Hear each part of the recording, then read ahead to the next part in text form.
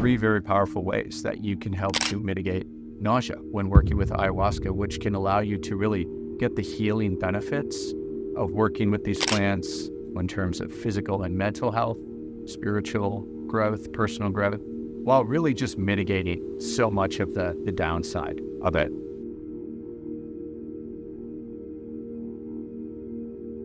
Hi, I'm Adrian Baker, and I'm a meditation and psychedelic preparation and integration coach. And in this video, I want to give you some practical tips for working with the problem of nausea that can come when working with ayahuasca or an ayahuasca analog such as Soma. By the end of this video, you should have some practical tips for how to mitigate nausea in plant medicine journeys.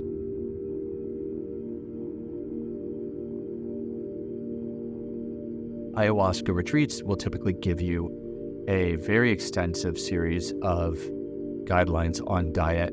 There are a lot of best practices out there that have to do with contraindications with MAOIs, which you should definitely pay attention to, as well as double check that with a doctor beforehand. If an ayahuasca retreat center isn't giving those contraindications, if they're not screening for mental health issues, that's a major red flag.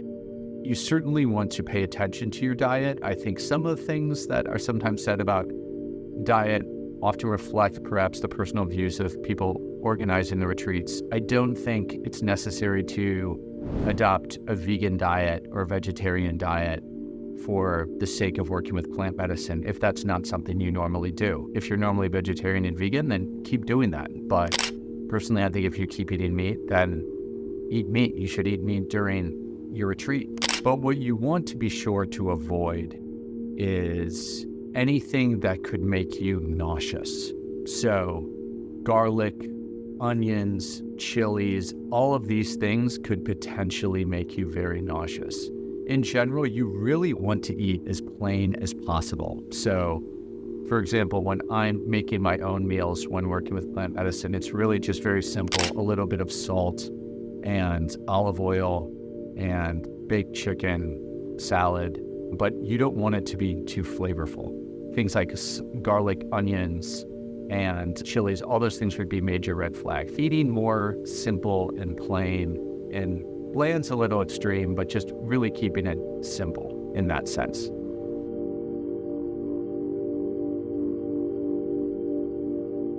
The second thing for mitigating nausea when working with ayahuasca and Soma is really becoming aware of your beta-carboline dose and becoming attuned to that. So beta-carbolines are what is in the ayahuasca vine or what's in Paganum harmala, if we're talking about Soma. And these are primarily harmine and harmaline. That's what makes DMT in a plant like chacruna orally active. And it also has a lot of the healing benefits in those compounds. So what's very important when you're working with these compounds, harmine and harmaline, is that different people have different levels of sensitivity that can vary quite a lot to these beta-carbolines. While it is totally normal that ayahuasca or Soma, but I think ayahuasca in particular, can be quite a purgative, that's part of the healing process. It's not normal to be constantly nauseous. And I've experienced that on my first ayahuasca retreat. And that's one of several reasons that I stopped working with ayahuasca for a few years afterwards. And when I found a facilitator who worked with people one-on-one, in part because he realized that the medicine really needed to be adjusted to people because different people had different sensitivities to these beta-carboline levels, as well as DMT. That allowed me to really become aware of my own beta-carboline levels, and now nausea is not a thing that I experience as a persistent feature of my journeys. If you're working in a group setting, you're not going to get a personalized dosage effectively for you, but there are some practical things that you could do. Ask questions. It's interesting the way the medicine has come to be facilitated in group ceremonies, how a lot of times that's really, I found that's kind of part of the culture of ayahuasca, where you're not told the dosage. I would encourage you to ask the facilitator or the organizer or the shaman, whoever made the brew, ask them for a standard unit of measurement, 100 milliliters or a cup, whatever that is. What is the dosage of beta carbolines? How many grams of copy vine are in that? How many grams of chacruna or DMT are in that unit of measurement? Many things are unique about ayahuasca or ayahuasca analogs in terms of how those medicines work. A lot of principles and best practices are true for all psychedelics, whether that's set and setting or whether that's dosage. And dosage matters. If you're on a psilocybin retreat, no one would say just stick your hand in the bag of mushrooms and pull some out. People have a standard dose they take. That might be 3 grams, 4 grams, 5 grams. They might adjust it based on the body weight of the person. And dosage matters as well for ayahuasca or for a similar medicine. If that is not being offered, I would encourage you to ask those questions in advance of a retreat. And when you know that, you're more able to become aware of your sensitivity first and foremost to the beta carbolines, which could be making you nauseous. If you're feeling constantly nauseous, then you want to dial down the beta carbolines. That's really something that is in a completely avoidable situation. That's just one way you could handle it.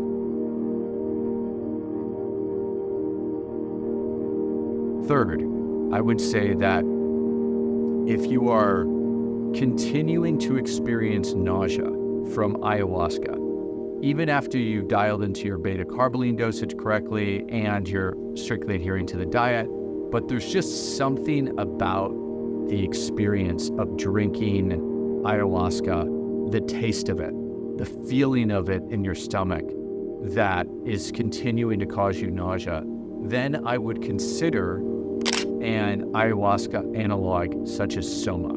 So ayahuasca analog is a series of plants that have the same compounds that are in the ayahuasca brew. There are several different plants that have DMT like chacruna does.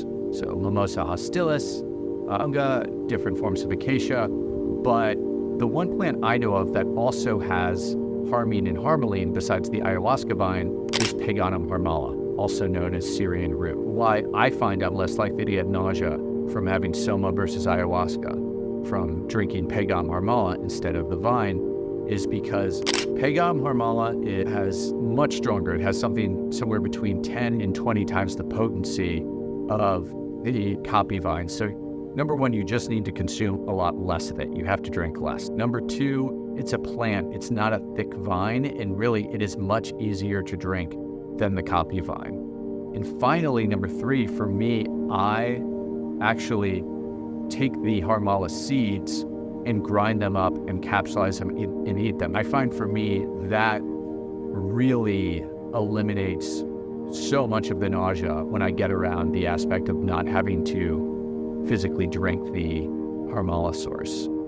Nausea need not be a consistent feature of a plant medicine journey, and those are three powerful steps that you can do: is paying close attention to the diet, dialing in to your beta carboline dosage, and if you're still struggling with nausea from the vine, the copy vine, considering an alternative such as Paganum harmala as a substitute.